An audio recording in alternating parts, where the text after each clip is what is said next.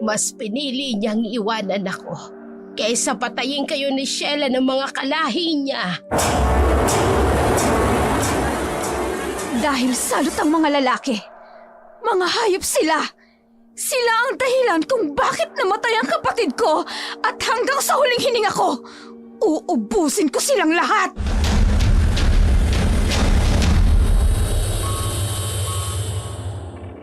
Nay, pangarap kong maging isang doktor. Dati pa naman alam mo na yun. Simula nung bata pa kami ni Alexa. Yun na talaga ang gusto ko. Naniniwala ba kayo sa aswang? Magandang araw po mga kaibigan. Sa araw na ito, isa na namang kwentong ating bibigyan ng buhay. Sa isang malayong bayan ng probinsya, nakatira si Leonora at ang kanyang dalawang anak. Normal silang nabubuhay. Nang makarinig sila isang gabi ng hindi ordinaryong tunog. At dito magsisimula ang isang malagim na pangyayari sa kanilang buhay pamilya.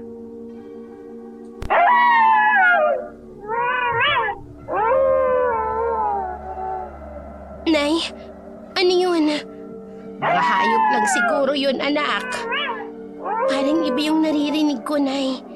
Parang alulong ng isang aswang. Saka papanood mo lang yan ng mga horror movie. Hindi totoong mga aswang. Sige na, tawagin mo na ang ate mo at nang makakain na tayo. Sige po, Inay.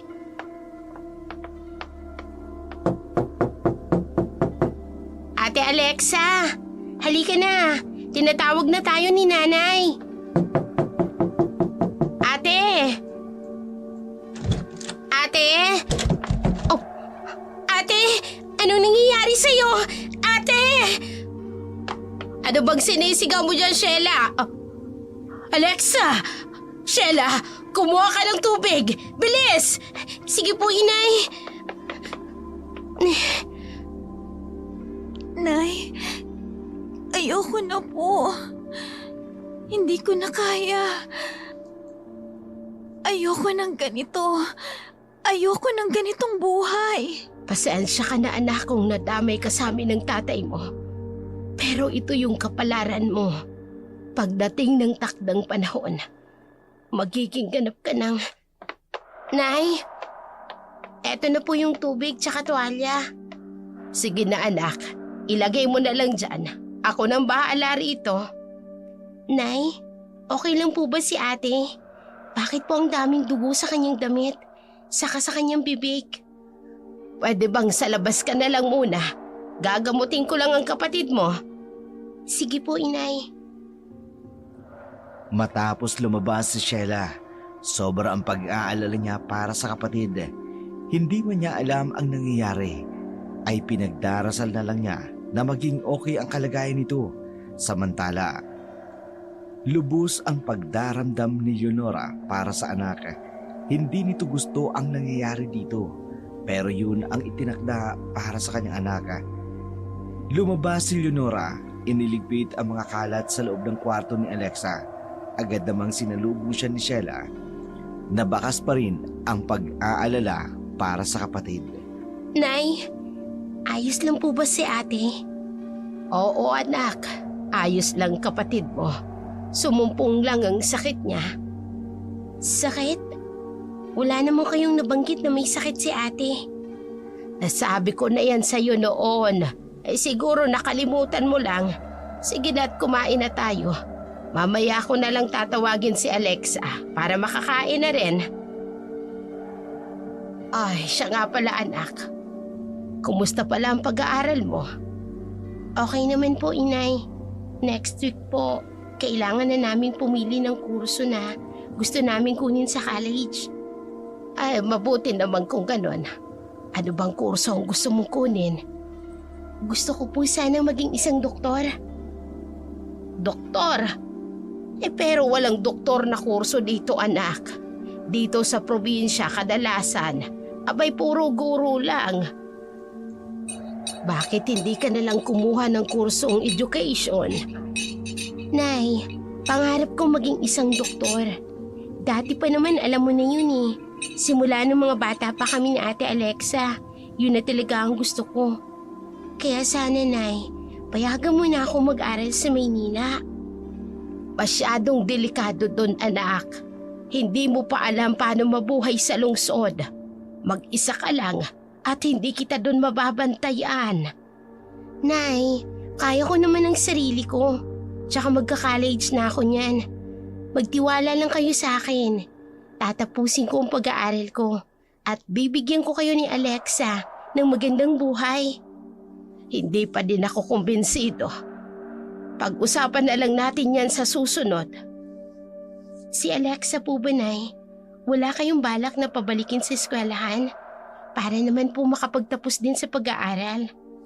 Sa kalagayan ngayon ng kapatid mo, mas maiging ikaw muna ang pag-aaralin ko. Pero Nay, gusto ko po, sabay kaming makapagtapos ng pag-aaral. Sabay po kaming makagraduate. Yan din naman ang gusto kong mangyari. Pero natatakot ako na baka kung ano pang mangyari sa kapatid mo. Basta ito lang ang masasabi ko sa iyo. Pagbutihin mo ang pag-aaral mo para pag dumating na ang panahon na mag-aaral na si Alexa, matutulungan mo siya. Sige na, tapusin mo muna yung pagkain mo at nang makatulog na, babantayan ko muna si Alexa. Doon na muna ako matutulog sa kwarto niya.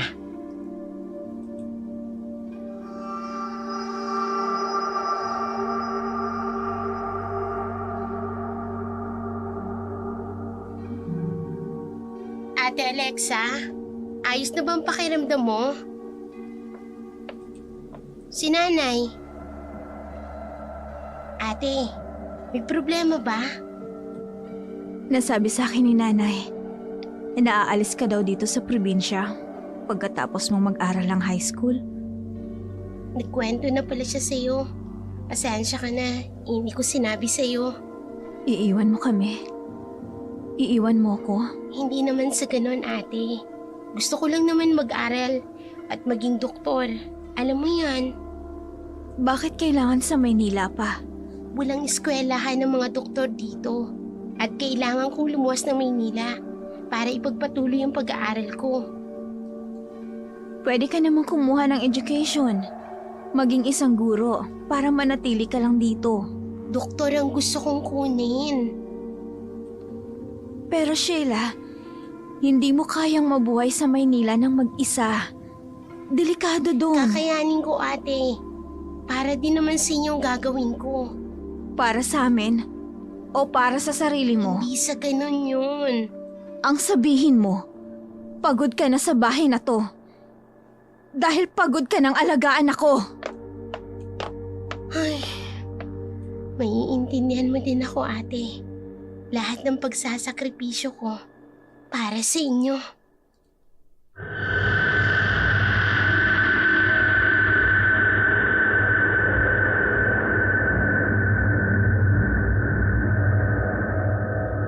Lumipas ang ilang buwan. Dumating na ang pagtatapos ni Sheila ng high school. Nagkaroon ng konting salo-salo sa kanila.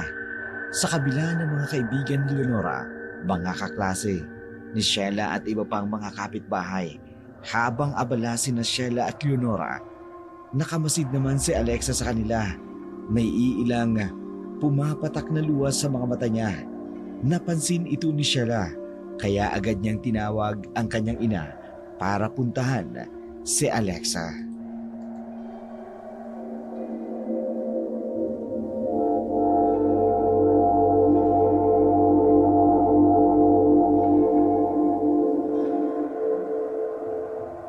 Ate Alexa, hindi mo ba ako sasamahan dun sa mga bisita? Dito na lang ako. Nagtatampo ka pa din ba sa akin? Wala namang rason para magtampo ako, di ba? Kahit ano namang gawin ko, buo na ang desisyon mo. Anak, masakit din naman sa akin na aalis ang kapatid mo. Pero tama siya. Matanda na ako. Hindi ko na kaya pang buhayin kayo pareho. Pag nakapagtapos si Sheila sa kursong gusto niya, pwede kanyang papag-aralin. Mapapagaling ka niya. Oo, ate. Isa sa mga pangako ko. Gusto ko ako mismo ang gagamot sa sakit mo. Walang doktor ang makapagpapagaling sa sakit ko, Sheila. Hindi kaya itong gamutin ng kahit na sinong doktor. Magtiwala ka lang sa akin, Ate Alexa.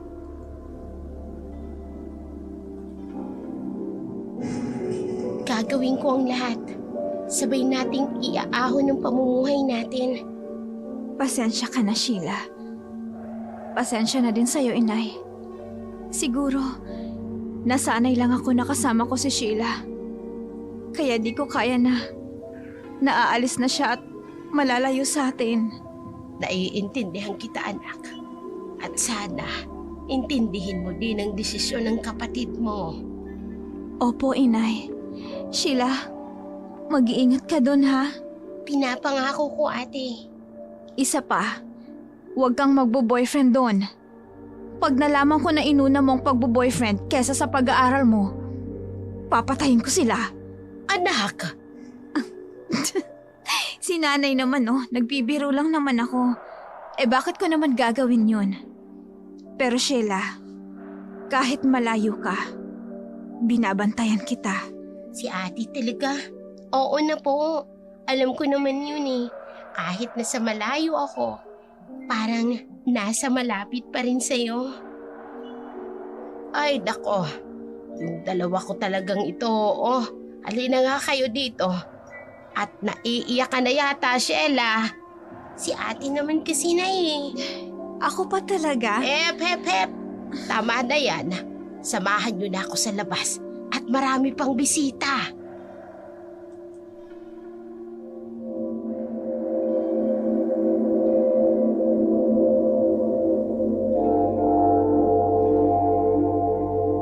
Sinalubong na mag-iina ang mga bisita. Kahit masakit para kay Alexa, tinanggap niya ang desisyon ng kanyang kakambal na si Sheila. Batid niyang may tiwala siya rito na babalik ito at hindi sila iiwanan pa. Madami ang dumalo sa kasiyahan. Baka sa mukha nilang tatlo ang kalungkutan.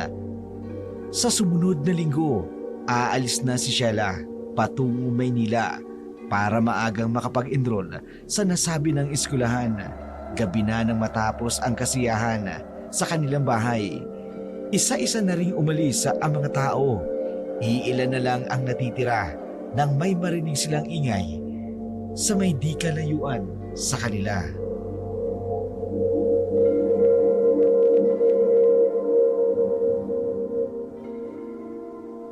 Ano yun? Pumasok na kayo sa loob. Saan ka pupunta, Nay? Titignan ko lang kung anong nangyayari doon. Hindi ka pwedeng pumunta doon, Nay. Dito ka lang.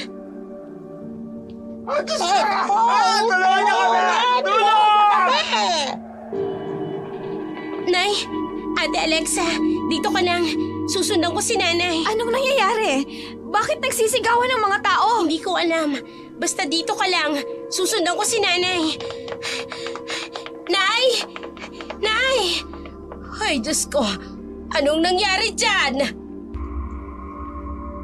Sinalakay daw ng aswang. Hindi ba't si Mang Kanor yan? Oo, anak. Si Kanor nga yan. Galing siya dun sa bahay kanina. Isa siya sa mga bisita natin, Nay. Halika na. Umuwi na tayo. Sandali lang, Nay. Halika na. Umalis na tayo rito. Baka nandito pa siya. Sino? Oo, wala. Yung aswang. Baka ikako nandito pa. Bakit kayo natatarantay, Inay? Wala lang to, anak. Tayo na. Umuwi na tayo. Nay, ayos ka lang ba? Ayos lang ako, anak. Kanina ka pa nagkakaganyan. Hindi ba't hindi ka naniniwala sa mga aswang? Hindi naman talaga totoo ang mga aswang, anak. Pero bakit nung narinig mo yung sinabi ng lalaki kanina, na aswang ang pumatay kay Mang Kanor, bigla ka na lang nagkaganyan? Nako, kung ano-anong iniisip mo. Nay? Ay, nandiyan na pala kayo. Anong nangyari doon? Si Mang Kanor, sinalakay ng mga aswang. Ano? Totoo ba yan? Oo, galing kami doon kanina. Nakita namin ang bangkay ni Mang Kanor. Madami ding taong nakikiusyoso. Sino naman kayang may gawa nun? Kung totoong aswang nga ang pumatay kay Mang Kanor, ibig sabihin, delikado kayo rito. Sumama na lang kayo sa akin sa Maynila. Hindi pwede, anak. Nandito ang palayan at ang trabaho ko. Dito ko kayo binubuhay ng kapatid mo. Pero kaya ko naman kayong buhayin doon, Nay. Magtatrabaho ako habang nag-aaral. Anak, ayokong maging pabigat kami sa'yo. Kailanman, hindi ko inisip ang ganyan, Nay. Pamilya ko kayo. At hindi kaya ng konsensya ko na umalis habang hindi ako napapanatag sa kaligtasan ninyo. Anak, ilang taon na tayong nakatira rito. Siguro mga tambay lang yon na pagtripan si Kanor. O sige, hindi ko naman kayo makukumbinsi na sumama sa akin. Basta ingatan niyo ang sarili niyo dito. Salamat, anak. Ituloy mo lang ang pangarap mo para sa pamilyang ito.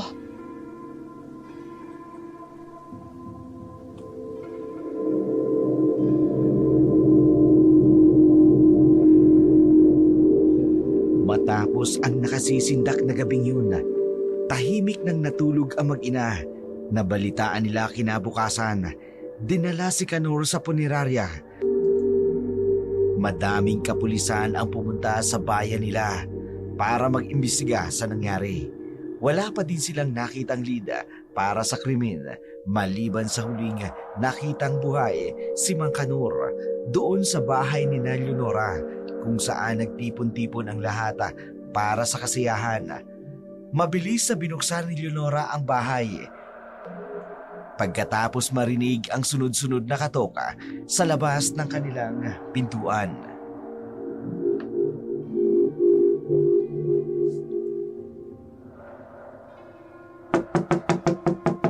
Nandyan na ho!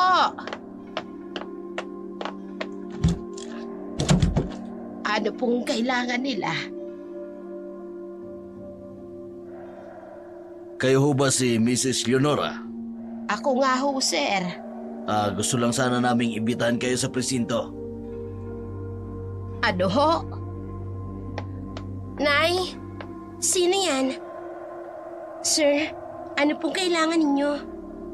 Gusto lang naming imbitahan ang nanay mo sa presinto para sa ibang katanungan. Ayon kasi sa mga huling nakasaksi, dito raw pumunta si Mang Kanor. Dito nga ho, sir. Pero natagpuan po siyang patay. Malayo na po sa bahay namin. Ganun na nga ho, pero parte po ng trabaho namin na tanungin lang ang lahat ng mga nakasalamuhan ng biktima bago ito namatay. Hindi niyo pwedeng dalhin ang nanay ko. Wala naman po kaming kasalanan. Iha, mag-iimbestiga labang kami. May itatanong lang kami sa nanay mo. Pagkatapos magbigay ng statement ng nanay mo, pwede na siyang umuwi.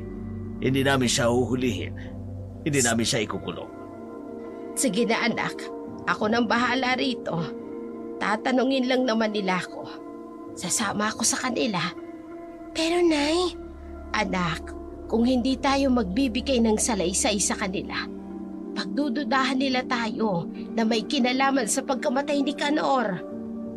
Sige po, Inay. Mag-iingat po kayo.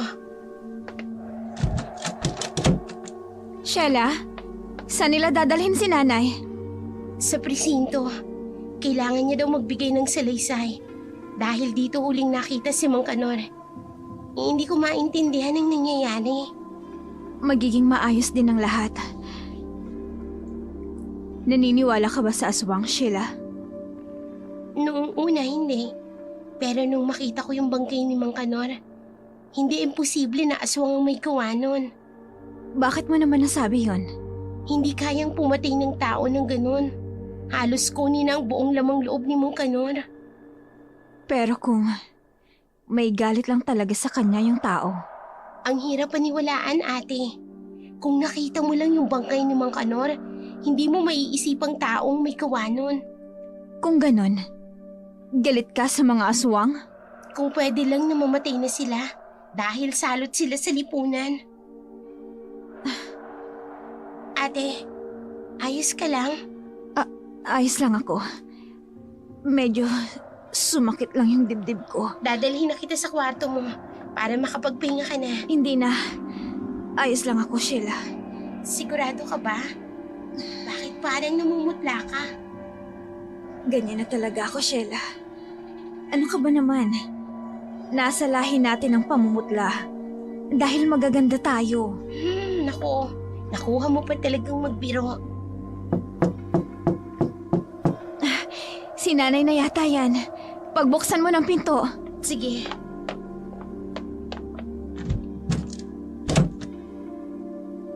Nay, kayo nga. Kumusta naman kayo doon? Ang bilis yung nakabalik. Ayos lang naman, anak.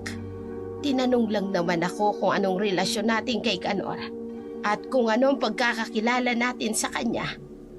Mabuti naman at hindi kayo pinagbintangan na may kasalanan sa pagkamatay ni Mang Kanor.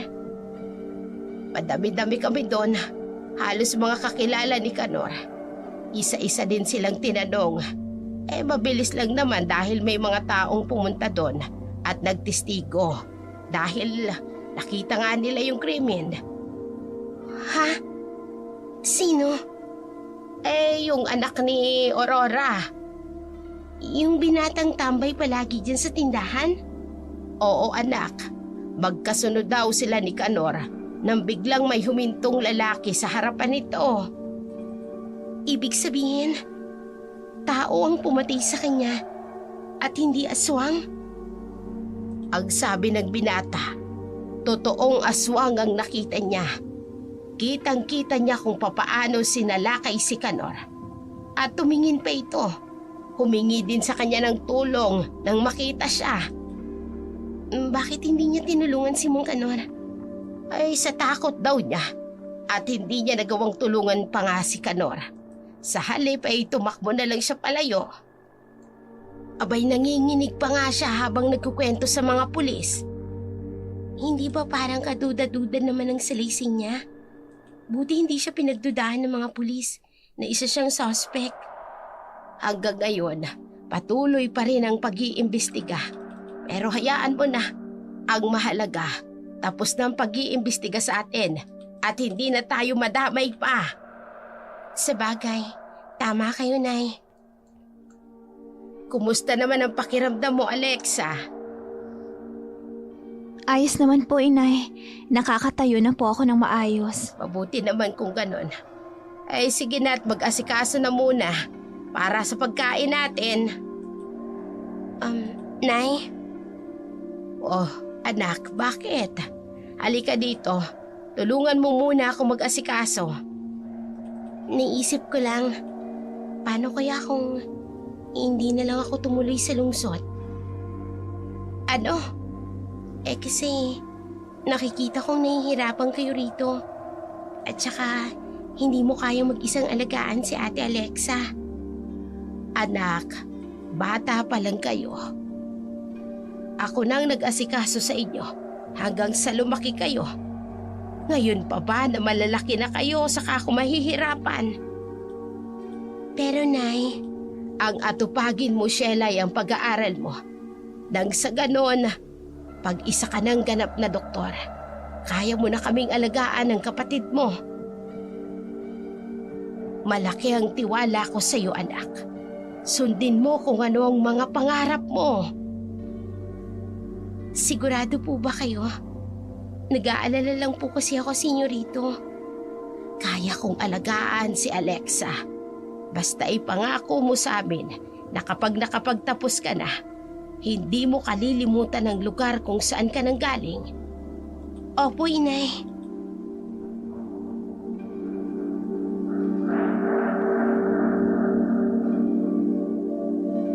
Puno ng emosyon nang nagkayakapan ang mag-ina, batid ni Leonora na ayaw niyang maging balakid sa pag-angat ng anak. Kahit gustong-gusto niyang marinig mula rito na hindi na lang siya aalis, mas gusto niyang maging matapang at tanggapin ang mga aral na malalayo para sa kanila. Lumipas pa ang 1 linggo. Dumating na ang araw ng pag-alis ni Sheila. Hindi niya magawang titigan ang kakambal, lalo na ang kanyang ina. Gusto man niyang umalis na lamang nang di nagpapaalam, pero ayaw niyang isipin na baka yun ang huli nilang pamamaalam. Nay, aalis na po ako. Dala mo na ba lahat ng gamit mo?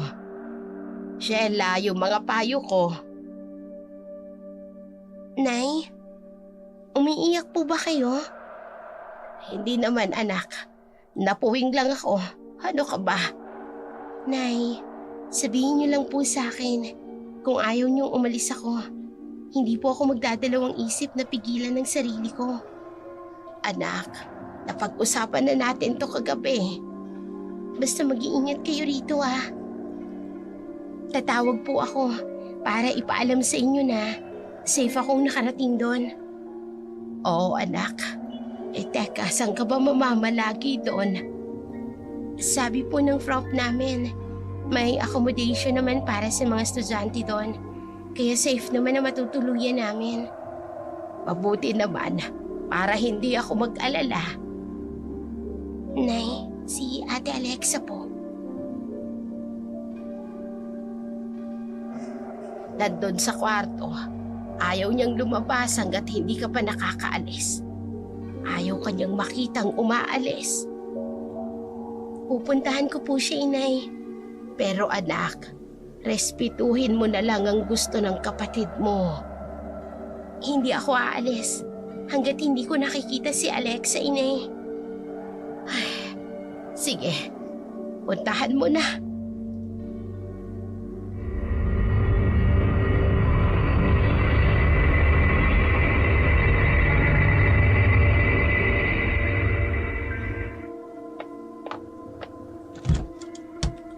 Ate Alexa, Bakit hindi ka pa umaalis? gusto kitang makita. Pwede ka namang umalis nang hindi ako makita, Sheila. Ate, di ba tanggap mo na naaalis ako? Oo, sinabi ko na yun. Pero masakit pa rin dito. Dito sa puso ko. Ang hirap. Ate Alexa, patawad. Hindi mo na kailangang humingi ng tawad. Nakausap ko na naman si nanay at lahat ng sinabi niya ay tama. Sheila, gawin mo kung anong sinisigaw ng puso mo. Ate, Sundin mo kung anong plano mo. Huwag mo kaming alalahanin dito. Sa una lang to. babalik agad ako kapag nakapagtapos na ako ng pag-aaral. Babalikan kita, kayo ni nanay. Aasahan ko ang pagbabalik mo, Sheila. Pangako yan, ate. Sige na. Umalis ka na.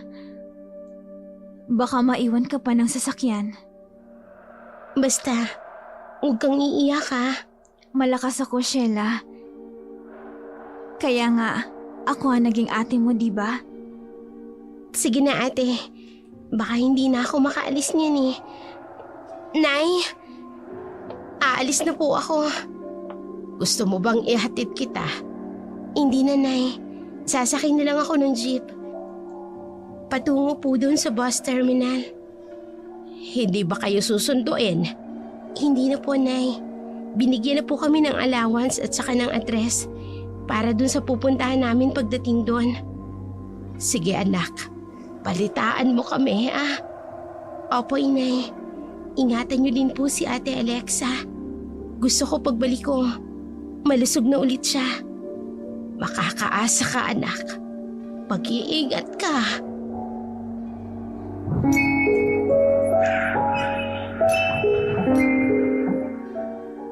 Tumalikod na lamang si Sheila sa kanyang ina. Nakatayo lang sa pintuan dahil tumutulo na naman ang luha niya. Masakit para sa kanya.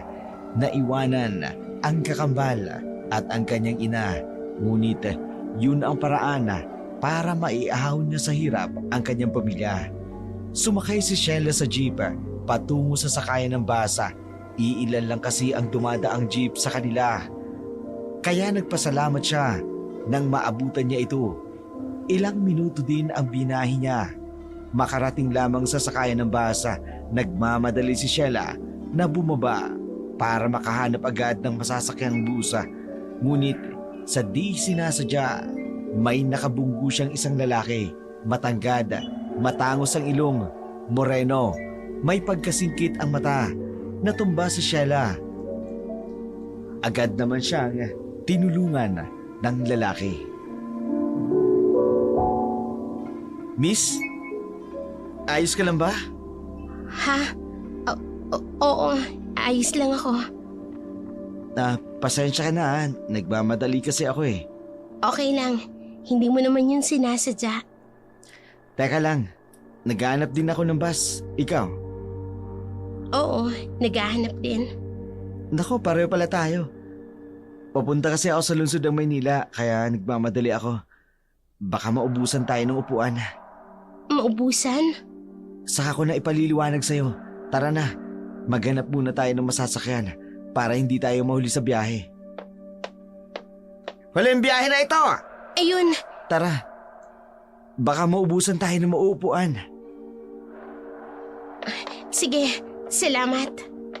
Manong, Cavite po, 2. Sige, pasok na, taalis na ang bus. Ay, salamat, nakaabot din. Bakit? Wala na bang ibang bus na masasakyan dito? Nasa probinsya tayo. Iilan lang ang bumabiyahe patungo rito. Ganun ba? Buti na lang nakaabot pa tayo. Oo. Kapag naiwanan ka ng sasakyan, tiyak ko, buong gabi at mag-aantay ka sa terminal hanggang kinaumagahan. Kasi kinabukasan darating yung bus. Naku, hindi ko yata kakayanin yun. Mabuti na lang pala nakabangga kita. May kasama din ako papunta ng Maynila. Tagisan ka ba? Lumaki ako sa Maynila pero may bahay kami rito sa probinsya. San ba? Sa unahan ng tulay. Binisita ko lang yung nanay ko. Actually, hiwalay sila ni tatay. Sinama ko na si tatay kaya di ko kasama si nanay. Nakakalungkot naman. Pasensya na sa pagtatanong ko. Hindi, ayos lang yun. Ikaw, taga-saan ka ba sa atin? Hindi naman kalayuan sa may Panganiban Bridge. Baka nga malapit lang ang bahay natin. Malapit lang kami sa bahay ni Mang Kanor, yung namatay nung nakaraang linggo. Kilala mo siya? Oo naman. Sino bang hindi makakakilala dun? Palaging lasing at halos araw-araw yata umiinom kaya siguro napagtripan. Hindi ka naniniwalang aswang ang pumatay sa kanya? Hindi naman totoo ang mga aswang. Kung sakali man na totoo, may panlaban naman ako. Panlaban? Ano naman yun? Bakit parang natatakot ka? Aswang ka ba? Biro lang. Ano nga pala pangalan mo? Ako si Sheila. Brennon, kinagagala kitang makilala. O nga pala, ano gagawin mo sa Maynila? Inalo kasi ako ng teacher namin ng scholar. Doktor kasi ang gusto kong kunin sa kolehiyo. Wala namang kurso ng doktor dito sa probinsya. Kaya kailangan kong lumuwas na Maynila. Mabutit pinayagan ka sa inyo.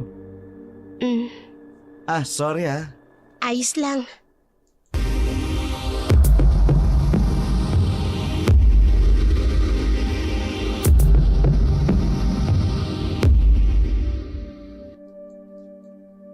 Building 1087. Eto na yata yun. Tao po! Tao po! Sino ho sila? Ako nga po pala si Sheila. Yung pinadalang student ni Mrs. Makalang. Ay, ikaw pala yan. Kakatawag lang sa akin ni Mama Kalang. Tinanong kung dumating ka na ba daw. Sabi ko naman ay hindi pa. Halika na iha, pumasok ka na. 5 kwarto lang ang meron dito sa bahay. Ikaw na lang ang huling dumating kaya dito na ang magiging kwarto mo. Yung 4 na kwarto naman ay may mga working student din na nakatira galing sa iba't ibang lugar. Salamat po, Aling Marta. Aling Marta. Ako ang landlady sa bahay na ito at iilan lang ang mga rules ko dito. Since babae kayong lahat na tumuloy dito, bawal na bawal ang magdala dito ng mga lalaki. Pag may nakita akong pinapasok nyo na lalaki, ay sasabihin ko kaagad sa mga guro nyo. Opo, Aling Marta. Ito naman ang kusina. Medyo maliit at masikip kaya kung sino ang mauna magluto sa inyo ay kailangang maghintay ng iba. Ayaw na ayaw ko ang makalat, kaya pagkatapos magluto at kumain ay ligpitin lahat ng kalat. Panatiling malinis ang bahay. Dito naman ay ang banyo. Iisa lang din ang banyo dito kaya kung sino din ang mauuna sa inyo ay mag-aantay din ang iba. Minsan mahina ang tubig sa umaga kaya kayo na ang dumiskarte na mag-imbak sa gabi. Opo. Huwag pumasok sa ibang kwarto kung hindi naman sa inyo. Ganun po ba? Aling Marta, itatanong ko lang po sana kung may hiring ba dito sa lugar ninyo? Ay mabuti naman at pinaalala mo. Pwede kang pumasok ng waitress dyan sa malapit lang sa bahay. Balita ko, panggabi naman daw kayo, kaya pwede kang mag-sideline kasi nasa college degree na kayo, di ba? Opo, sana. Para po may maipadala ko sa naiwang kong pamilya sa probinsya. Walang problema, iha. Basta ang mga billing ko ay susundin ninyo. Hindi kayo magkakaproblema. Siya nga pala. Scholar ka, di ba? Opo. Hindi mo naaalalahanin ang pagtira mo dito. Dahil eskwelahan mismo ang magbabayad sa renta. Opo. Nasabi na din sa akin ni Ma'am Kalang. Kaya nga po nagpupursige ako na lumuwas dito. Mabuti naman. O so papaano? Maiwan na kita at magpahinga ka na. Aling Marta, pwede po ba akong makitawag? Natawag lang po ako sa pamilya ko para ibalita na safe po akong nakarating dito. Ay, nako naman iha. Ipagpabukas mo na yun.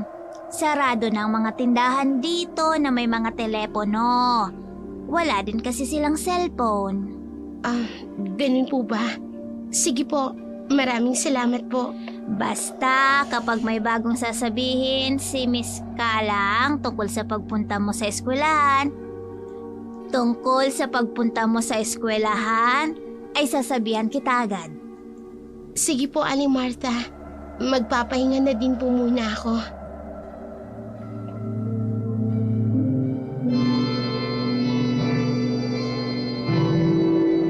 Tumalikod na si Aling Marta matapos magpaalam kay Sheila.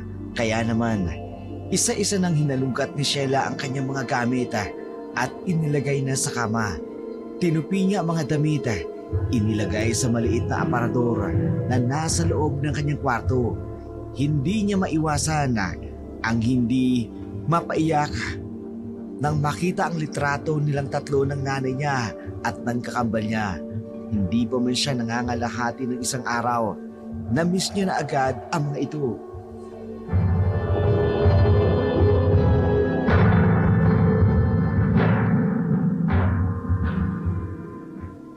Nay, Alexa, namimiss ko na kayo. Sana kayanin ko ang ilang taon na pananatili ko dito nang hindi kayo kasama. Pero pangako, hindi ako uuwi dyan sa bahay hanggat wala akong dalang diploma. Tatapusin ko ang pag-aaral ko. Magsisikap ako makapagtapos ng kolehiyo para sa inyong dalawa. Ate Alexa, kapag nakapagtapos na ako ng pag-aaral, ikaw naman ang pag-aaralin ko. Mahal na mahal kita. Kaya magpalakas ka para ikaw naman ang may kakayahan na makapagtapos.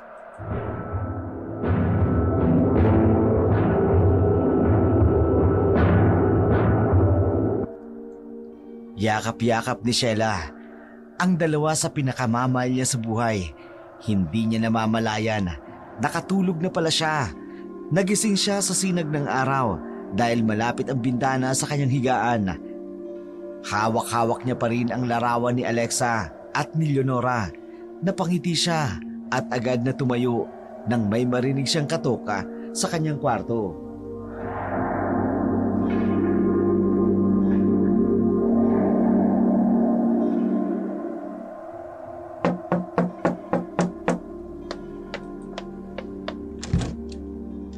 Aling Marta, kayo po pala. Pasensya ka na, Iha.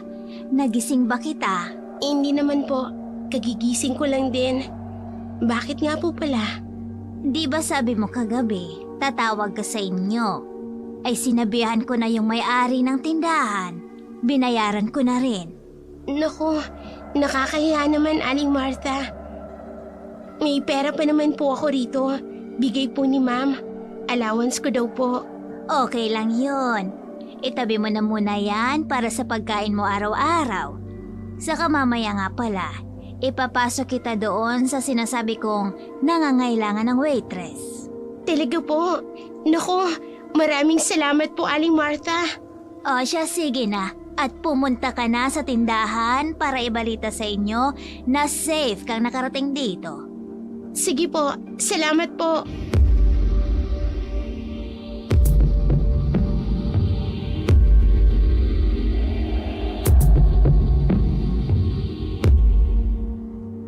Tao po. Ako po yung sinasabi ni Aling Marta na makikitawag sa probinsya. Sige, Iha. Kaya ang telepono. Salamat po. Walang anuman. Hello? Pasuyo naman kay nanay oh.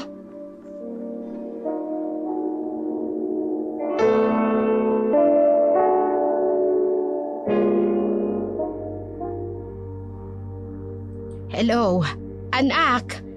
Ano, ayos ka lang ba? Wala naman bang bumabastos dyan sa'yo? Nakarating ka na ba dyan? Hindi ba maingay dyan? Nay, dahan-dahan lang po. Opo, safe naman po ako nakarating dito. At opo, ayos lang po ako. Wala naman pong bumabastos sa akin.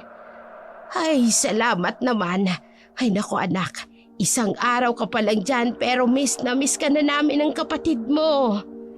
Asan nga po pala si Ate Alexa? Nandun sa kwarto niya, nagmumukmok. Eh nung nagmamadaling binigay ng kapitbahay natin yung telepono, akala ko siyang unang kukuha, ay pumasok bigla sa kwarto. Ayaw ko yatang makausap. Nasasaktan pa din si ate sa pag-alis ko. Hayaan na muna, lilipas din yan at matatanggap din niya ang naging desisyon mo. Akala ko kasi okay na sa kanya nung nag-usap kami, Nay. Anak, hindi mo maiaalis sa kanyang pag-aalala. Alam mo naman ngayon, ngayon lang siya mabubuhay nang hindi ka kasama. Nakasanayan niya nang nasa tabi ka lang niya palagi. Oo nga po, Inay. Pero hayaan mo, sa susunod mong tawag, abay tiyak ko, sasagot na siya sa'yo. Aasahan ko po, Inay. Nay, sige na po Aalis pa po kasi ako Ipapasok po ako ni Aling Marta ng trabaho. Sayang din po kasi yung kita para makapagpadala po ako sa inyo. Sigurado ka bang kaya mong pagsabayin ang pag-aaral at ang trabaho, anak? Baka naman mahirapan ka niyan. Naku, si nanay talaga. Kayang-kaya ko yan. Ako pa ba? O siya, sige. Ikaw ang bahala. Basta kapag hindi mo kaya, umuwi ka, ha? Si nanay talaga, oo. Ay siya, sige na. Pakakainin ko na rin ang kapatid mo. Mag-iingat ka palagi dyan.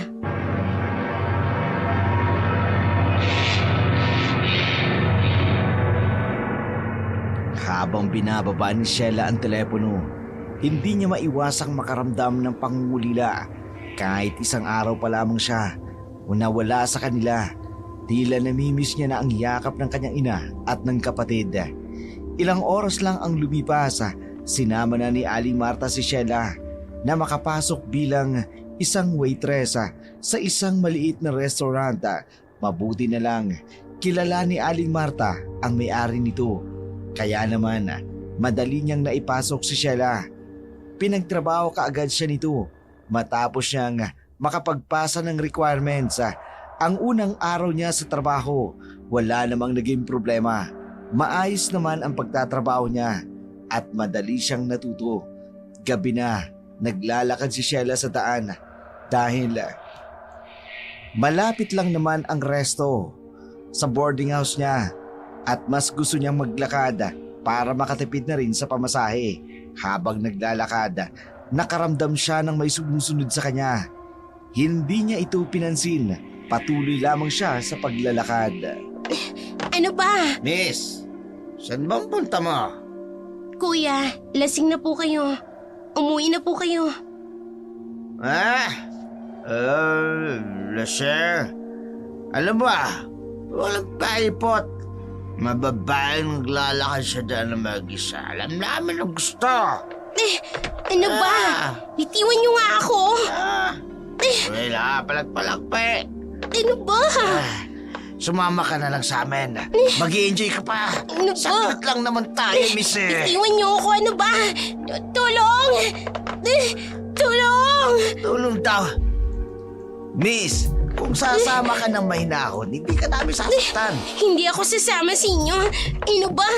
Bitiwan niyo sabi ako eh. Hoy, ano yan? Sino ka naman para makialam dito? Kaibigan ko yung binabastos nyo! Wow, Miss Beautiful. May kaibigan ka pala. Ano naman sa amin ngayon? Kung pagsabayin namin kayong patayin! Sige, subukan natin! Matapang ka, ha? Sige, suntukan tayo!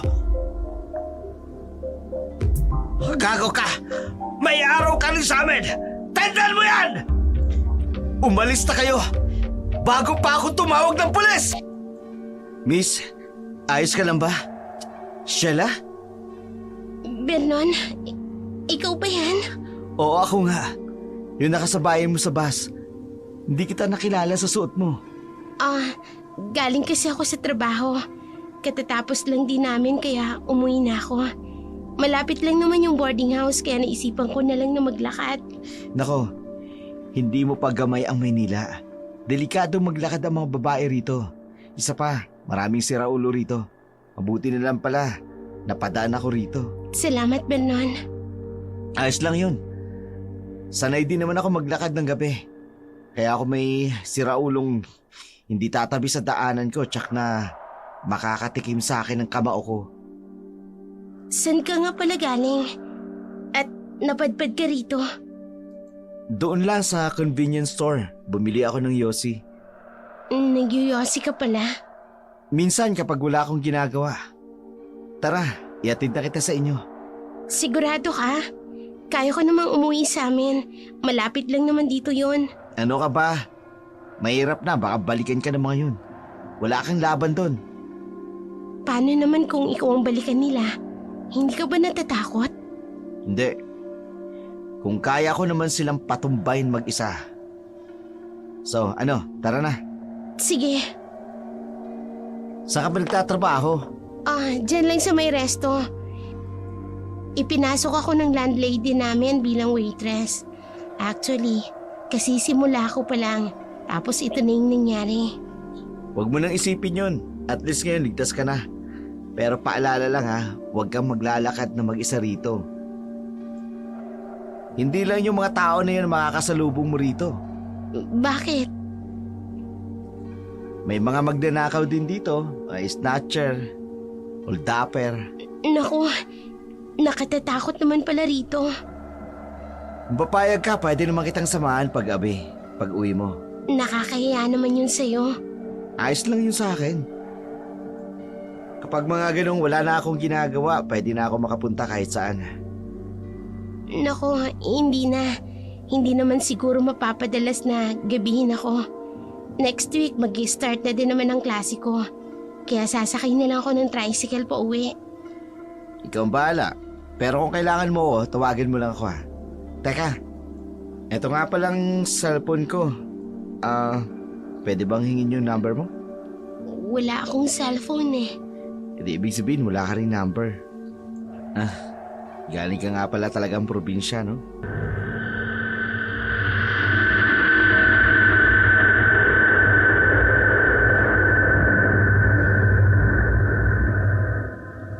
Nandito na pala tayo. Salamat sa paghatid, Vernon. Wala naman, Sheila. Pasensya na ha. Hindi kita pwedeng papasukin sa loob. Bawal kasi may bisitang lalaki. Di sabihin mo, bakla ako. Joke lang. Hindi, ayos lang yun. Uuwi na rin ako eh. Salamat uli ha. Salamat din sa soft drinks ha. Sheila? Ano yun? Baka pwede kitang yayain na lumabas din tayo. Or eto na ba yung huli natin pagkikita? Pwede naman. Pero kapag may time na lang ako. Next week kasi magiging busy na ako sa trabaho at sa pag-aaral. Sige, ayos lang. Bibisita na lang ako ng madalas dito. Vernon, bawal ang lalaki dito. Hindi naman ako papasok sa loob. Mag-aantay lang ako dito sa labas. Para yayain ka magkape. Magmerienda, kumain. Ikaw ang bahala. Sige papasok na ako. Late na kasi. Baka mapagalitan ako ni Ali Marta. Sige, uuwi na rin ako. Hanggang sa muli. Hanggang sa muling pagkikita. Mag-iingat ka.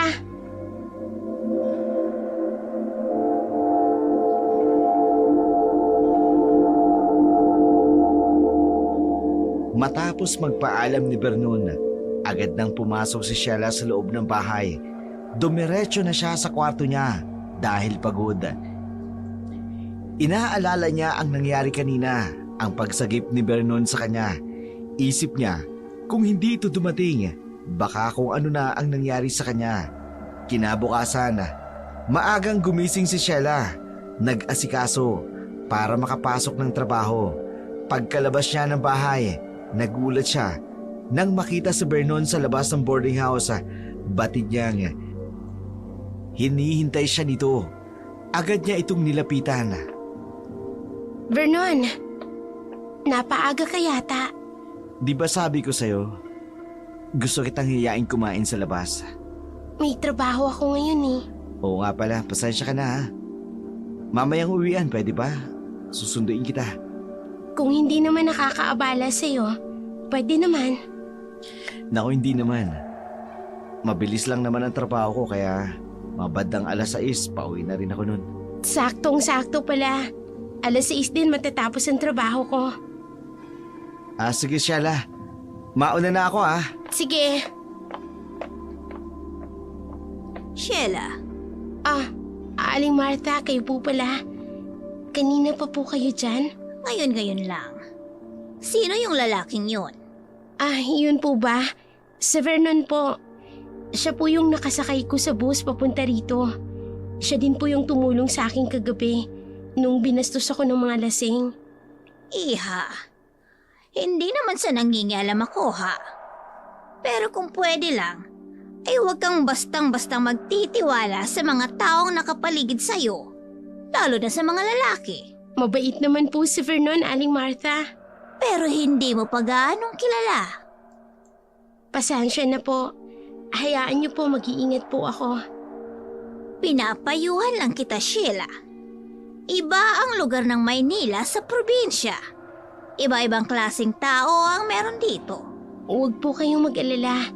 Lahat po ng payo ninyo, tatandaan ko. Siya, sige na. Baka mahuli ka pa sa trabaho mo. Nakaramdam ng takot si Sheila sa mga babala ni Aling Marta para sa kanya. Mabuting tao si Vernon, pero tama si Aling Marta. Ilang araw pa lang mula nang magkakilala sila, hindi niya pa nakilala ito ng lubusan. Lumipas ang ilang araw. Tinuloy na ni Vernon ang paghatid sundo kay Sheila. Pumayag din naman si Sheila dahil isa ito sa paraan para makilala niya ng gusto si Vernon. Habang tumatagal ng kanilang pag-uusap, nakaramdam si Sheila na may gustong sabihin si Vernon sa kanya. Tuwing magkasama kasi sila, palagi itong nakatingin sa kanya habang nakangiti. Kaya ng isang gabi, agad niya itong tinanong. Vernon, may gusto ka bang sabihin? Ano kasi Sheila Ano yun? Medyo nakakaya pero lalakasan ko na yung loob ko. Sheila, gusto kita. Ha? Vernon, baka nabibigla ka lang. Wala pang 1 buwan nang nagkakilala tayo. Imposible naman na gusto mo na ako. Oo. Pero ito yung nararamdaman ko eh. Nabibigla ka lang, Vernon. Siguro nasanay ka lang na magkausap tayo palagi. Kaya ganyan yung nararamdaman mo. Sheila, hindi. Totoo ang nararamdaman ko. Mahal kita. Kaya kung ayos lang sa'yo, liligawan kita. Sheila, payagan mo sana akong ligawan ka. Vernon, sorry ha. Pero hindi pa kasi ako handa sa mga ganyang bagay. Maghihintay ako. Hihintayin ko kung kailan ka handa. Hindi ako aalis sa tabi mo. Sorry talaga. Pero hindi pa ito ang tamang oras para tumanggap ako ng panliligaw. Bakit? Pangit ba ako? Rico, Vernon, nasasaktan ako. Bitiwan mong kamay ko. Sabihin mo nga sa akin. May iba ka bang nagugustuhan? Ano ba? Bakit ka ba nagkakaganyan? Bakit hindi ka makasagot? May iba na ba? Ano ba? Ano bang pinagsasasabi mo? Nasasaktan ako, Vernon. Ano ba? Sheila, sorry. Hindi ko sinasadya. Umuwi ka na. Sheila, nabigla lang ako. Sige na. Umuwi ka na. Susunduin kita bukas uli Hindi na. Madami akong gagawin bukas. Kung ano man yung nararamdaman mo, itigil mo na, Vernon. Sheila, I'm sorry. Papasok na ako.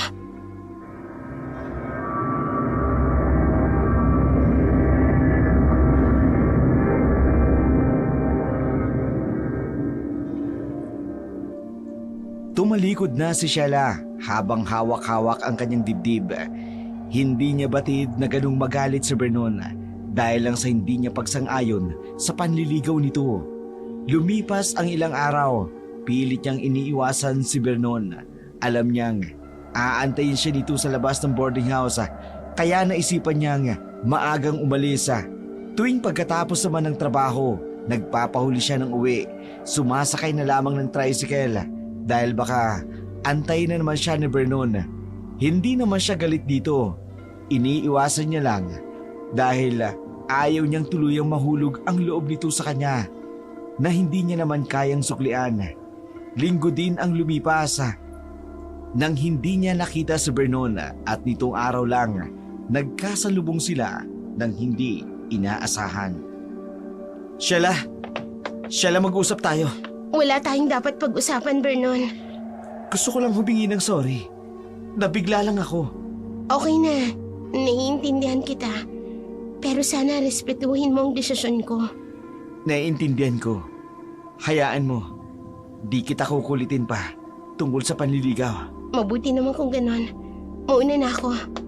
Teka sandali. Pwede ba kitang hiyayain kumain sa labas? Pagod ako, Vernon. Saka madami pa akong gagawin.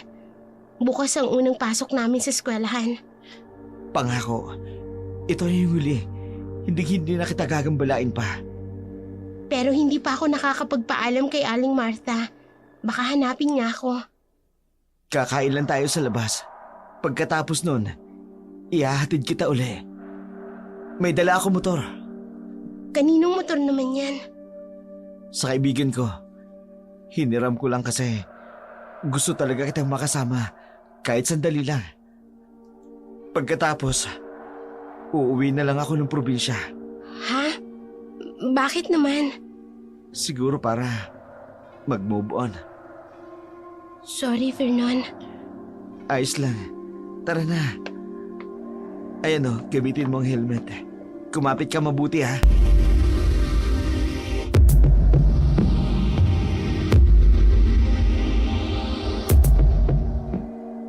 Nasaan tayo? Akala ko ba kakain tayo sa labas? Saglit lang. Kukunin ko lang yung pera ko sa bahay. Pasok ka muna. Hindi na. Dito na lang ako sa labas maghihintay. Naku, Sheila. Baka madaanan ka ng tambay dyan. Hindi ka na. Pumasok ka muna. Upo ka muna dyan. Pupunta lang ako sa kwarto. Vernon, matagal ka pa ba dyan? Gabing-gabi na eh. Aalis pa tayo. Vernon? Nasaan ka?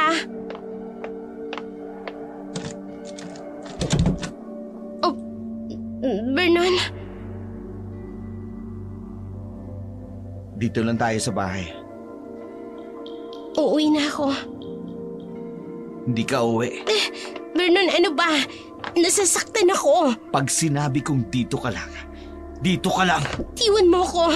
Hayop ka. Shh! Huwag kang Ano ba? iiyak. Hindi pa nga tayo nagsisimula eh. Bitiwan mo ako, Vernon. Nakikiusap ako sa'yo. Uuwi na ako. Hindi mo malang ba ako pagbibigyan? Hindi mo na nga ako pinayagang maligaw sa'yo. Pati ba naman ito ipagdadamot mo pa? Ayoko, ano ba? Vernon, please. Maawa ka. Hindi naman kita sasaktan eh. Mahal kita. Basta sundin mo lang ang gusto ko. Hindi. Demonyo ka. Wala kang pinagkaiba sa mga lalaking lasing na sinundan ako. Hindi naman talaga kami magkapareho. Kaya kung pwede ba, Sheila, pagbigyan mo na ako. Pagkatapos Ano ba? ito, hindi na kita gugawin. Ano ba? Demonyo ka. Tulong! Tumahimik ka! Pag sinabi kong tumahimik ka, tumahimik ka!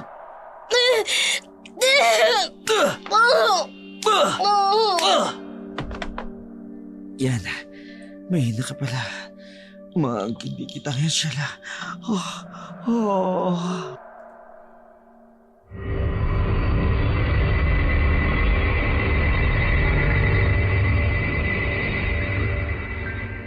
Nawala ng malay si Sheila matapos siyang makatikim ng sampala at suntok galing kay Vernon. Sa kanya ito sinakala. Nang maramdaman niyang hindi na ito pumipiglasa, isinakatuparan niya ang pangahalay kay Sheila. Lumipas pa ang ilang oras matapos na Vernon ang kanyang ginagawa. Tumayo na siya. Ginising nito si Sheila. Ngunit wala na siyang makuhang sagot dito. Nakaramdam siya ng kaba. Malamang hindi na ito humihinga. Wala kasi sa plano niya ang mapatay niya si Sheila. Pero yun na nga ang nangyari. Dahil sa takot ni Vernon, agad niyang kinuha ang bangkay ni Sheila at inilagay sa loob ng sako. Sa kanya sinakay sa motor at naghanap ng lugar na mapagtatapunan ng bangkay. Habang sa kabilang banda naman, naghugas ng pinggan si Leonora. Biglang nahulog ang baso na kanyang hawak-hawak.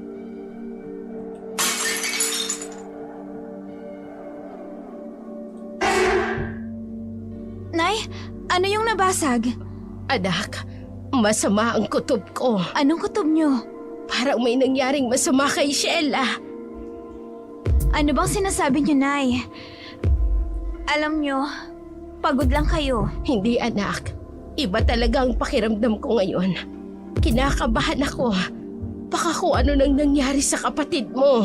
Nay, malakas po si Sheila. Kaya magtiwala lang tayo sa kanya, ha? Hindi ako matatahimik. Kailangan kong malaman kung anong nangyari kay Sheila. Kailangan ko siyang makausap. Nay, saan kayo pupunta? Pupunta ako sa kapitbahay natin. Makikitawag ako. Nay naman, tulog na ang mga tao ngayon. Hindi ako matatahimik, anak. Ipagpabukas mo na yan ni Nay. Sasamahan kita bukas. O sige, basta bukas. Agahan nating pumunta sa kabilang bahay. Gusto kong marinig si Sheila para malaman kung okay lang siya. Sige po, Inay.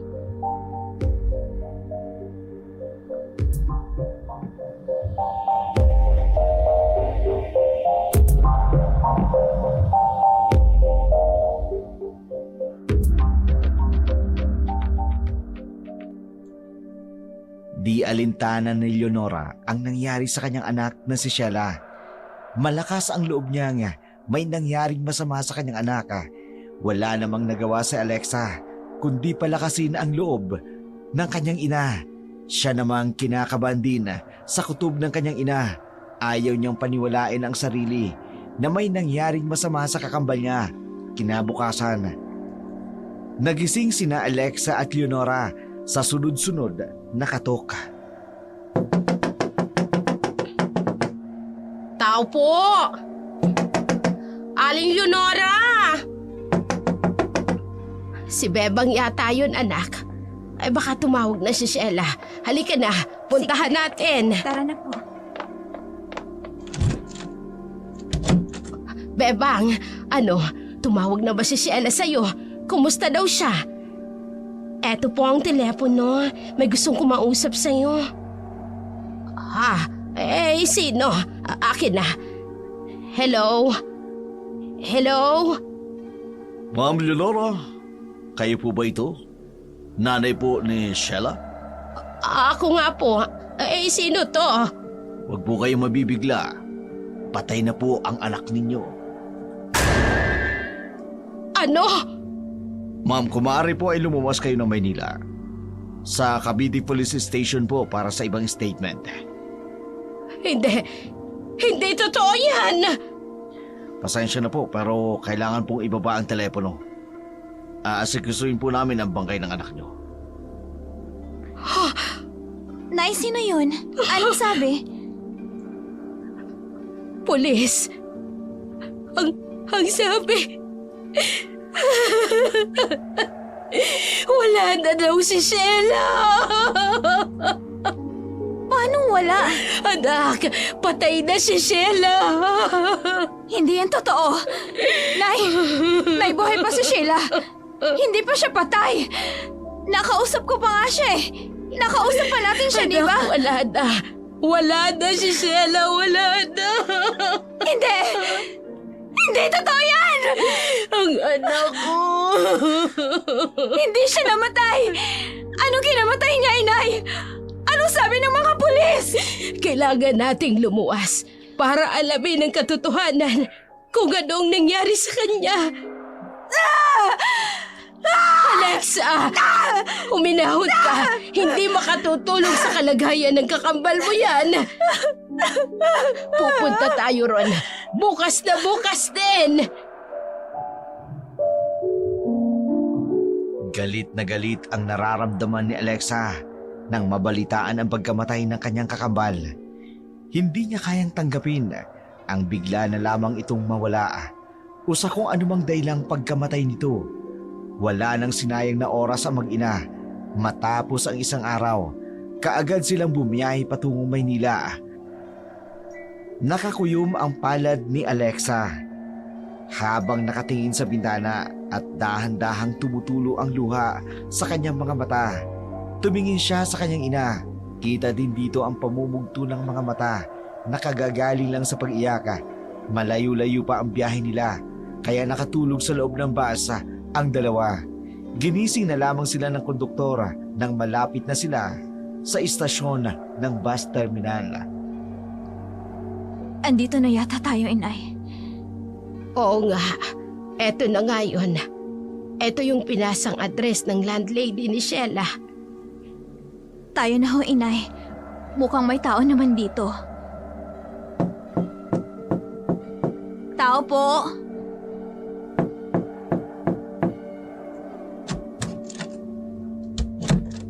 Sheila, buhay ka!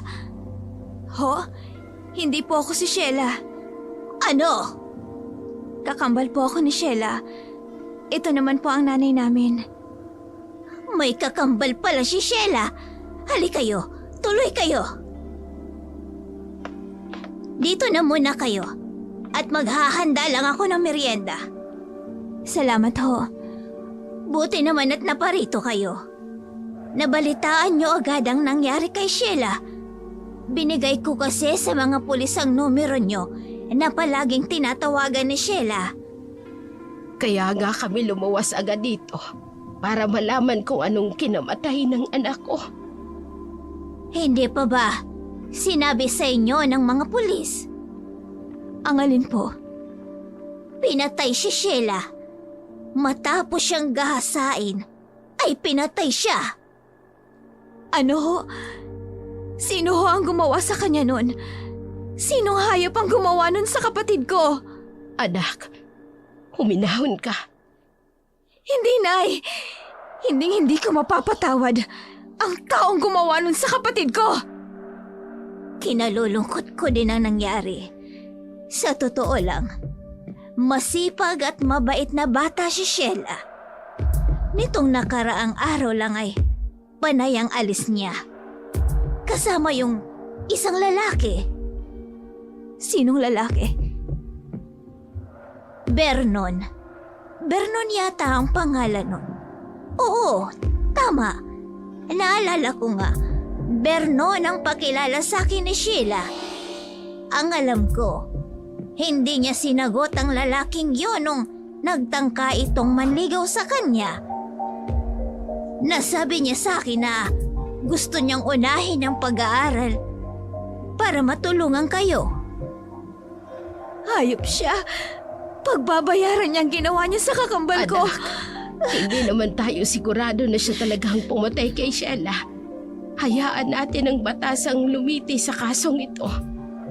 Anong balak niyo sa bangkay ni Sheila? Iuuwi namin siya sa probinsya. Doon siya ibuburol at doon ililibing. Pasensya na kayo. At wala akong nagawa para protektahan si Sheila. Kaya ko siyang ipaglaban dito sa loob ng bahay.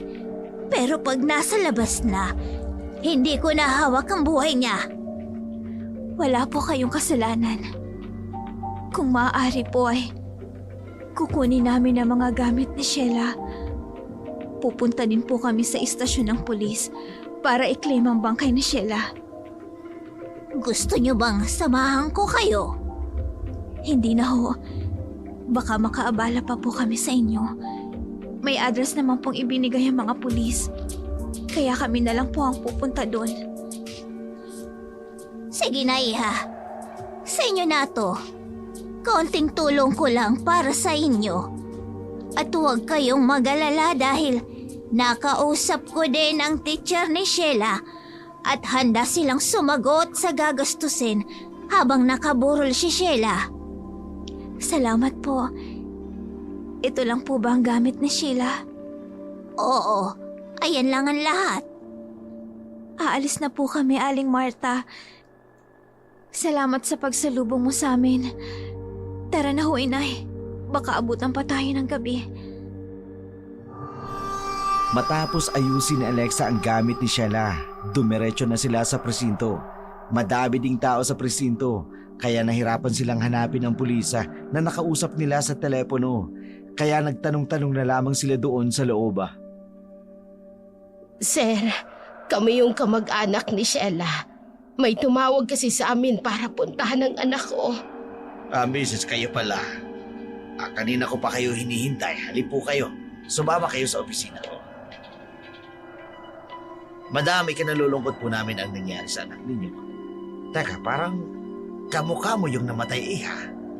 Kakambal ko po siya, sir. Ganun ba? Iha, ayon sa aming investigasyon, may nakakita sa bangkay ng kakambal mo malapit sa isang madilim na kalsada. Wala ba kayong kakilala na kasama niya? Galing ho kaming probinsya at hindi po namin siya mababantayan dito. Pero tumawag naman siya sa inyo, hindi ba? Wala siyang naikwento? Wala ho. Kasi lumalabas sa investigasyon, namatay ang kapatid mo dahil sa pambubugbog dito ng pisikal. Lumalabas din sa autopsy na kinahasa ang kapatid mo at hula namin. Ginahasa ito at nanlaban kaya sinakal. Hayop ang gumawa nito sa kakambal ko. Hanggang ngayon wala pa kaming lead sa pagkamatay niya. Pero inaasikaso na namin. Si Vernon, manliligaw daw siya ng kakambal ko. Sabi ng landlady ng boarding house nila. Vernon. Opo, sir. Baka siyang gumahasa sa kakambal ko. Hayaan mo, miss. Babalitaan na lang namin kayo kapag naimbestiga na namin ang lalaking tinutukoy ninyo. Dadalhin na po namin ang bangkay ng kapatid ko. Gusto namin siyang isama sa probinsya. At doon namin siya ililibing. Tungkol doon, may sasakyan ng gobyerno para ihatid kayo. Maraming salamat po. Inay, baka may gusto kayang sabihin. Wala, anak. Ang gusto ko lang, may uwi na natin si Sheila. Huwag kang mag-alala, Inay. Uuwi na si Sheila sa atin. Andun na po sa morgue ang bangkay ni Sheila. Sagot na po ng gobyerno ang pagpapaimbalsa mo at ang kabaong nito. Talaga po? Maraming salamat po talaga. Natapos ang isang araw na pagpunta ni na Alexa at Leonora sa Maynila. Hindi naman nila nakuha ang totoong kasagutan. At wala pang nakukulong o napapanagot sa pagkamatay ng kanyang kapatid. Hindi matahimik ang loob ni Alexa. Kitang-kita sa mukha niya ang galit at pait. Lumipas ang ilang araw mula nang makauwi sila sa probinsya kasama ang bangkay ni Sheila. Hindi pa rin matanggap na mag-ina ang nangyari kay Sheila, lalo na si Alexa. Napapansin ni Leonora, panay ang pag-alis ni Alexa tuwing gabi. Anak, saan ka pupunta? Diyan lang po sa labasan, Inay. Gabi na. Saka wala akong kasama ditong magbabantay sa kapatid mo. Saglit lang ho ako, Inay. Alexa, umamin ka nga. Ano bang pinagagagawa mo? Wala ho talaga, Inay. Gusto ko lang po talagang mapag-isa. Magpapahangin lang po para makalimutan ang nangyari kay Kilala Sheila. kita. Sana wag kang gagawa ng ikapapahamak mo. Aalis na po ako, Inay. Umuwi ka kaagad.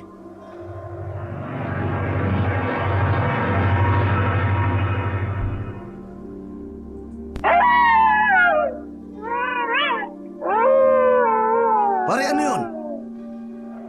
Ano ba? Huwag kang mabakla dyan. Parang tao eh. Ano ba pinagsasabi mo? Parang may tao doon oh. Tingnan mo. Kunin mo lang yan. Di pare, may tao talaga eh. Tumabi ka nga. Titingnan ko. Pagkatuwag mo naman. Teka nga. May tao nga.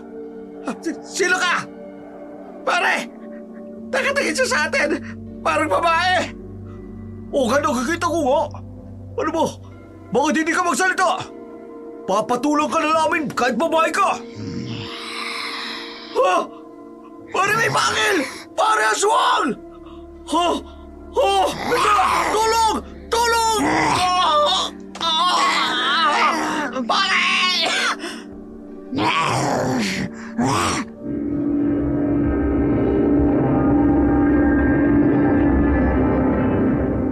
Ano yun? Mga kapitbahay! May dalawang lalaki doon, bangkay! Doon sa may tabing ilog! Ay, Diyos ko. Nasaan na kaya si Alexa? Aling Marta, maiwan muna namin kayo at pupuntahan namin ang sinasabi nito.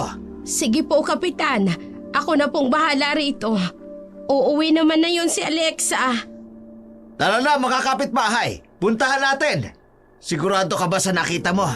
Opo, Kapitan. Akala ko nga magkaka-boylets ako pero patay na. Pauwi na sana ako galing dito nang makita ko ang dalawang lalaki. Hindi ko kilala yung nakita ko. Nagsalampa sila sa sahig at wasak ang buong katawan. Sige, puntahan natin.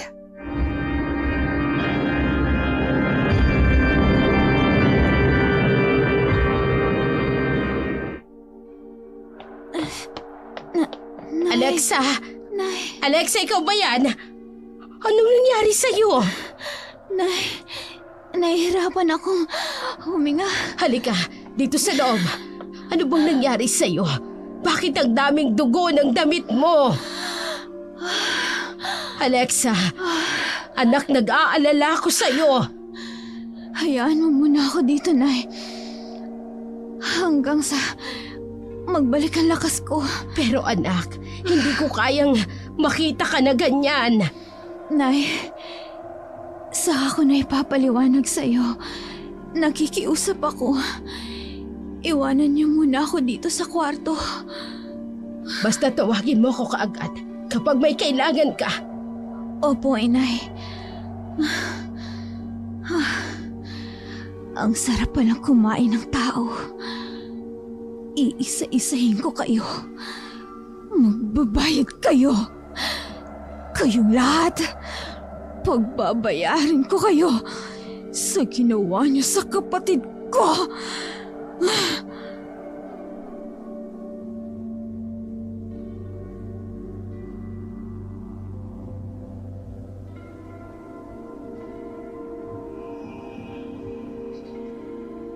Kinabukasan, usap-usapan sa lugar nila ang nakitang dalawang bangkay ng lalaki.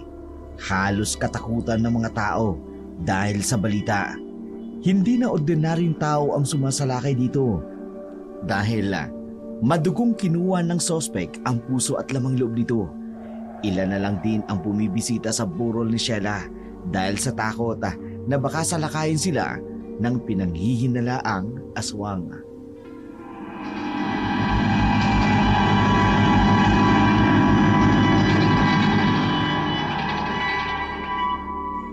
Alexa, saan ka na naman pupunta?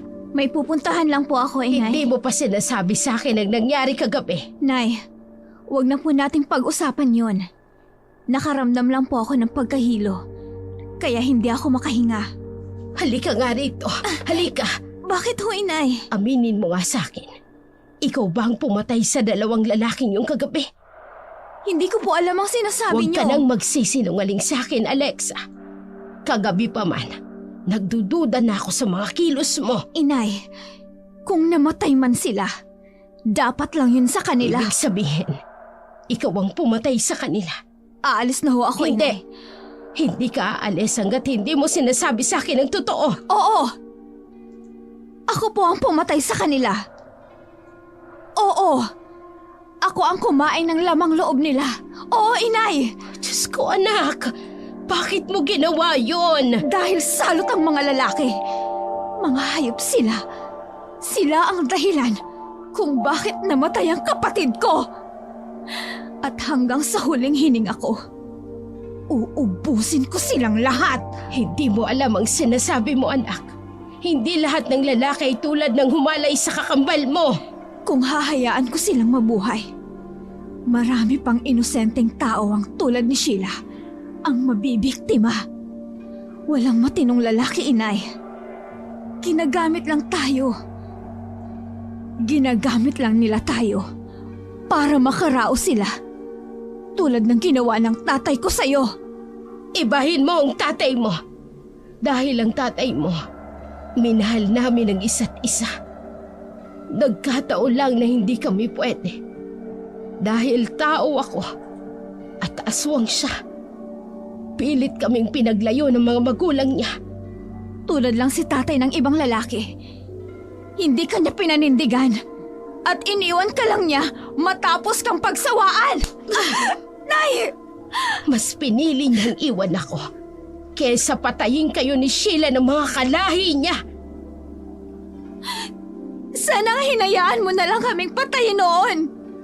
Kesa ngayon, na namatay si Sheila nang walang kalaban-laban. Ano bang nangyayari sa'yo, Alexa? Hindi ka naman ganyan dati. Inay, pinaglalaban ko lang ang pagkamatay ng kakambal ko. Kaya pasensya na kahit anong pakiusap mo, haharapin ko ang pumatay sa kapatid ko at pagbabayaran ko siya sa ginawa niya. Anak, kahit ngayon lang, makinig ka sa akin. Ayokong mapahamak ka. Kapag nalaman ng mga tao kung ano ka, papatayin ka nila. Handa akong mamatay, Inay.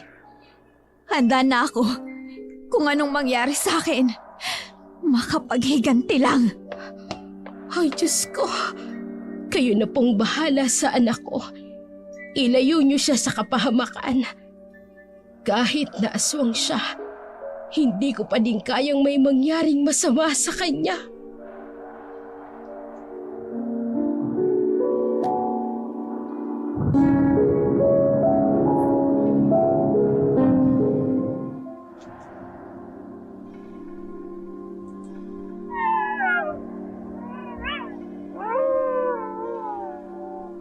Pare, nakauwi ko na pala dito sa probinsya, no? Oo, kahapon lang. Upo ka. Sakto, bumili ako ng maiinom. Mukhang nakaamoy ka agad, papunta ko rito ha. Siguro eh. Pre, nabalitaan mo ba yung nangyari dun sa anak ni Aling Leonora? Sino ba doon? Hindi ko naman kilala ang mga tao rito. Alam mo naman, nasa bahay lang ako pag bumibisita ako sa nanay ko. Oo nga pala, no? Yung anak ni Aling Leonora sa Sheila, noong nakaraang buwan, lumuwas ang Maynila. Tapos nabalitaan na lang nila nung isang araw, patay na ito. Ginahasa raw. Pare, okay ka lang? Ayos lang ako. Nagulat lang ako sa binalita mo. Oh, tubig. Ano ba pangalan niya? Siya lang pangalan nun eh. Yung babaeng maputi pa? Mataas at medyo singkit ang mata? Oo nga. Kilala mo pala eh. Di naman kami nagkakilala nun. Nakita ko lang siya minsan. Paluwas ako ng Manila. Sayang nga eh. Ang ganda pa naman nun. Tapos nagbabalak nga akong ligawan yun eh. Kaya lang eh, di na umubra. Bakit naman? Walang balak magkanobi yung babae na yun eh.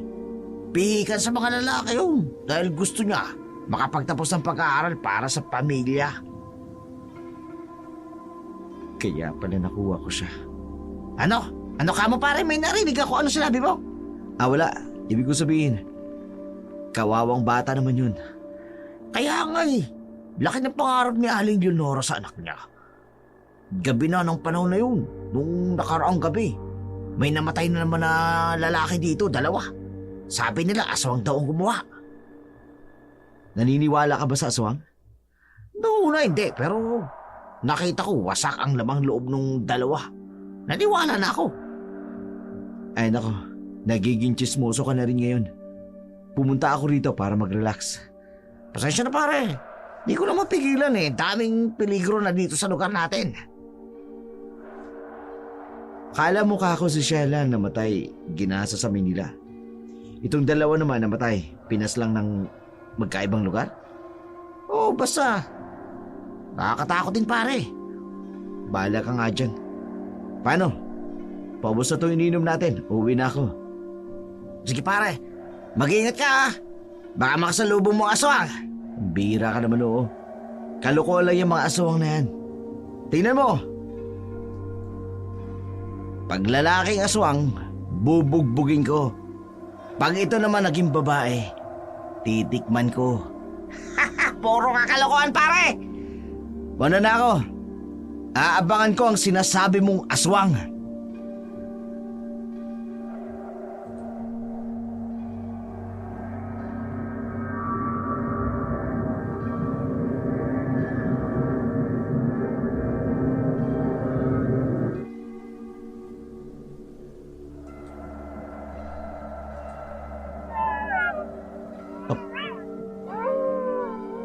Grabe namang alulong na yun. Sino ka man naniniwala sa mga aswang-aswang na yan, takot lang sila sa akin.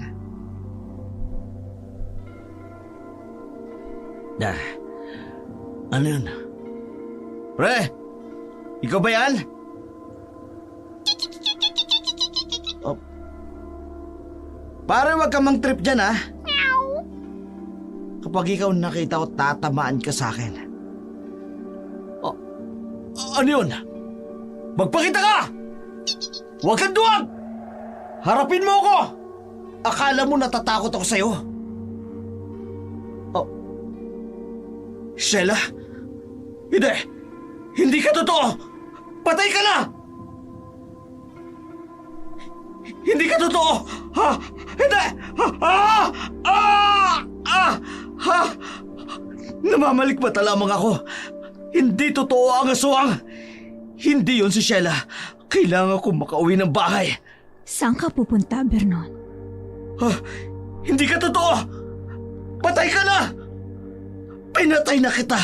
Kaya patahimikan mo na ako. Akala mo ba makakatakas ka sa ginawa mo? Hindi mo ko kayang saktan. Multo ka na lang. Umalis ka sa daraanan ko. Takbo, Vernon! Hindi!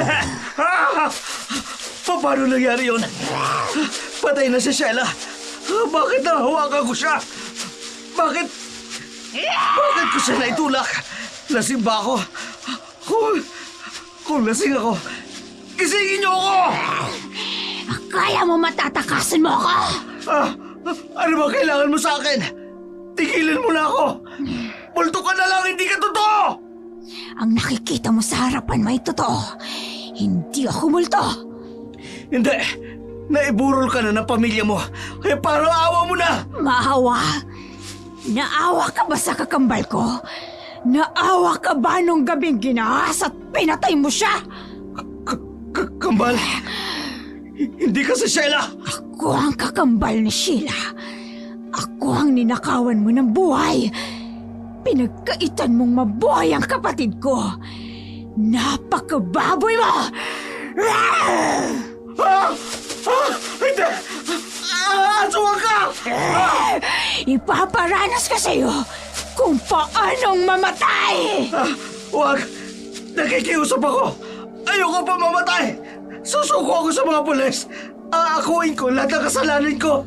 Hayaan mo ko mabuhay! Hindi! Ang mga tulad mo ay hindi na binibigyan ng pagkakataon para mabuhay. Demonyo ka! Parawa mo na! Hindi ko na ulitin! Hindi na ako mananakit o magkakaasa ng babae! Huli na ang lahat, Vernon. Ang dami ko ng pinatay ng mga lalaki para lang mahanap kita. Ngayon, sisiguraduhin kong isasama kita sa libingan ng kakambal ko. Ha! Wag! Wag!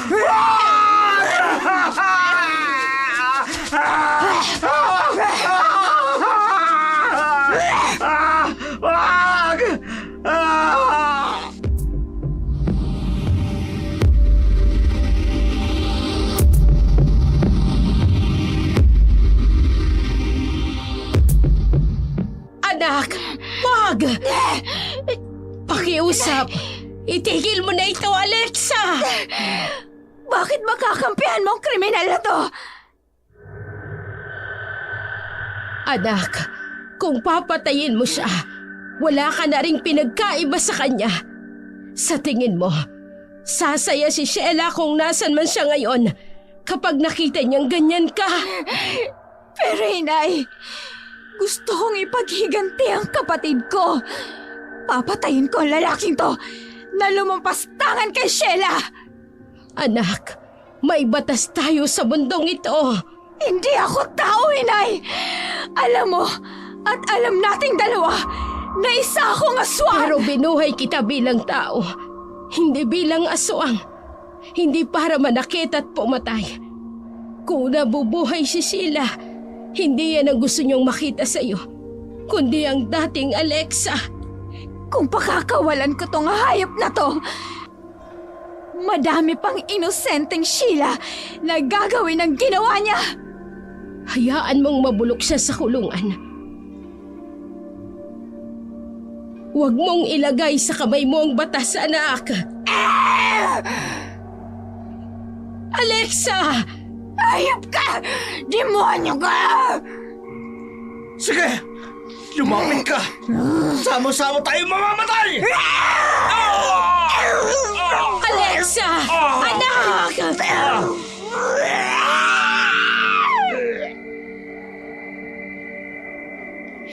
Nay, panatag na ako. Napatay ko na ang lalaking gumaasa sa kapatid ko. Magiging masaya na ako. Pati si Sheila. Anak! Alexa! Dadaling kita sa ospital! Nay, susuko ako sa mga pulis. Aaminin ko sa kanila na ako ang pumatay sa mga lalaking yun.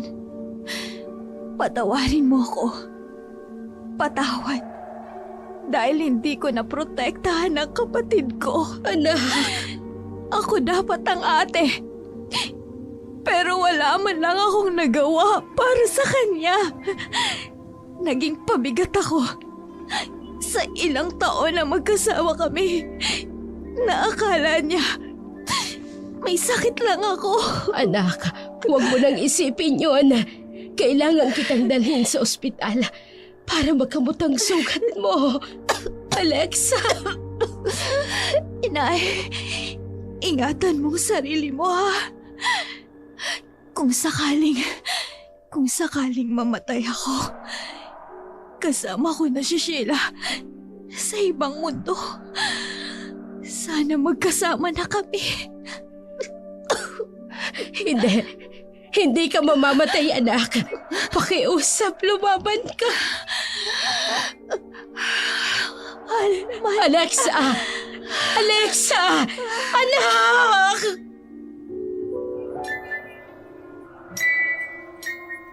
Matapos ang madugong labanan ni Alexa kay Vernon, nakaramdam siya ng tagumpay. Dinala agad ni Leonora ang anak sa ospital para maipagamot ang sugat nito galing sa pagsaksak ni Vernon sa kanya. Lumipas ang ilang araw. Inaresto sa Alexa ng mga pulis nang gumaling na ito. Batid niyang huwag nang lumaban dahil gusto niyang mapagbayaran ang lahat ng kasalanan niya sa pagpatay niya sa tao. Nailibing na rin si Sheila ng araw na yun na malagi si Alexa sa ospital. Iba ang kulungan ni Alexa sa mga ordinaryo dahil alam ng mga pulis na hindi pangkaraniwang tao si Sheila. Pumunta si Leonora sa kulungan ni Alexa para bisitahin ito. Anak, kumusta ka na? Ayos lang ho ako, inay. Hindi ka man nila pinapahirapan dito. Hindi naman po.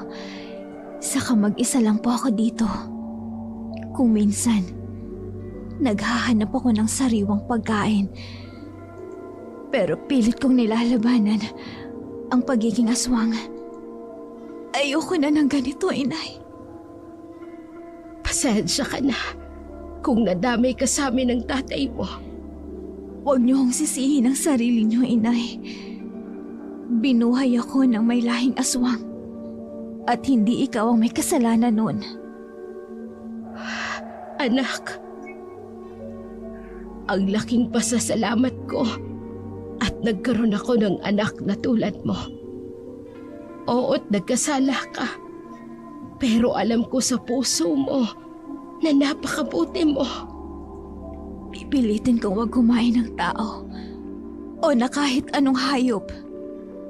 Kahit ikamatay ko pa dito, kung bibigyan nila ako ng sariwang pagkain, ay hinding-hindi ko kakainin. Naniniwala ako na isang araw ay mawawala na ang bisa ng pagiging aswang ko. Anak nga kita. Halika rito. Gusto kitang yakapin. Nay, alagaan niyo ang sarili niyo, ha? Kung sakali man na darating ang araw na makalabas ako dito, hahanapin kita at aalagaan. Yun ay kung buhay pa ako niyan. Si nanay talaga. Pinapatawa lang kita, anak. Ayoko kasing nakikita kang malungkot. Hindi ko kaya. Kung pwede lang naiuwi kita, ginawa ko na sana. Naku, Nay, hindi na. Paninindigan ko na ang sinabi kong pagbabayaran ko ang lahat ng mga nagawa kong kasalanan dito sa mundo. Paano ba yan, anak? Aalis na ako. Baka sa susunod na araw na kita mabisita dito. Pinagbabawal kasing araw-araw kitang puntahan dito. Dahil pinagdududahan din nilang isa akong aswang. Wala akong problema, inay. Kaya ko naman po ang sarili ko. Kayo po ang mag-iingat sa labas. Wala ako doon para ipagtanggol ka. Oo, anak. Aalis na ako.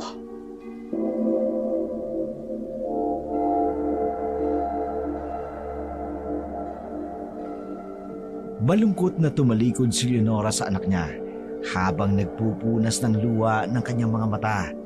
Kahit nabuhay pa ito, para na rin itong patay dahil malayo ito sa kanya. Iniisip na lamang ni Leonora na sana hindi nangyari ang lahat ng yun. Sana. Pinigilan na lamang niya si Sheila na lumuwas ng Maynila. Siguro, masaya pa siyang kasama ang mga anak. Sa ngayon, nakakatulog pa din naman si Alexa. Hindi pa nalalaman kung makalalabas pa nga ba siya o mamamatay na sa loob ng kulungan. Samantala, si Leonora naman, itinuloy na ang buhay sa labas na mag-isa. Masakit man para sa kanya ang mawala ng dalawang anak, ay naniniwala siyang Isa yung pagsubok na ibinigay sa kanya ng Panginoon para alamin kung gaano siya katibay at katataga na kaya niyang mabuhay kahit mawalan siya ng mga minamahal sa buhay.